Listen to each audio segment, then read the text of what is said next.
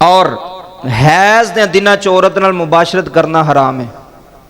اے سن لو، حیض دے دناں چ ماہواری دے دناں وچ اسلام نے فرمایا کبیرہ گناہ ہے، کبیرہ بہت وڈا گناہ ہے. اگر کوئی خامد اپنی بیوی نال ہم بستری کردا ہے حیض دے دناں چ، شریعت آندی ہے کہ وہ گناہ ہے، اور ڈاکٹری لحاظ نال ویکھو نا تسی تو او دے وچ بھی نقصان ہے. انسان نو بیماریاں لگن گیاں دے نال بہت زیادہ، عورت نو بھی تے مرد نو بھی.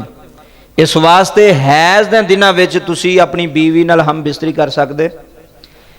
اگر اے مسئلے اسی چکدے رہے ممبر تو بیان نہ ہوئے تو کسے فرشتے آ کے بیان کرنے نا، دسو نا، یا کوئی کراچیوں مولوی آئے گا تو وہ آ کے دسے گا جی. اسلام ہے قرآن میرے سامنے میں، قرآن پڑھ کے ویکھو، اسلام نے کوئی شرم نہیں رکھی کسے مسئلے وچ، نہ عورت دے مسئلے وچ نہ مرد دے مسئلے وچ. اسلام ہر چیز بیان، اگر بیان نہ کریں گے سانو سمجھ کیویں آئے گی؟ پھر بندہ گناہ کرتا رہے گا. تے پوچھتے مولوی ہونے ہونے تسی تنخواہ لیندے رہے ہو، تسی دین دسیا کوئی نہ دسیا، تسی لوگاں نوں مسئلے دسے کوئی نہ دسے. یہ ضروری نے حیض دے دناں وچ تسی بیوی نال ہم بستری نہیں کر سکدے. حدیث وچ آیا کہ اگر تسی غلطی نال کسے کر لئیے تو او دا جرمانہ ہے، او دا کفارہ ہے. او 1 دینار اللہ دی راہ وچ خرچ کرے تے نال توبہ کرے.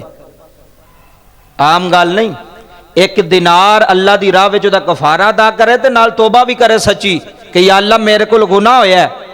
اس واسطے جڑیاں چیزاں حیض وچ ضروری سن میں تھوڑے سامنے بیان کر چھڑیاں نے، جڑیاں ضروری نہیں سن جو عورت کر سکتی وہ بھی تھوڑے سامنے بیان کر چھڑی.